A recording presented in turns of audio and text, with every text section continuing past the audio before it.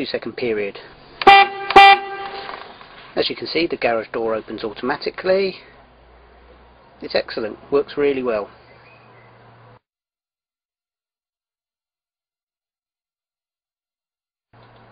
Two more taps. We'll go ahead and close it now as a demonstration.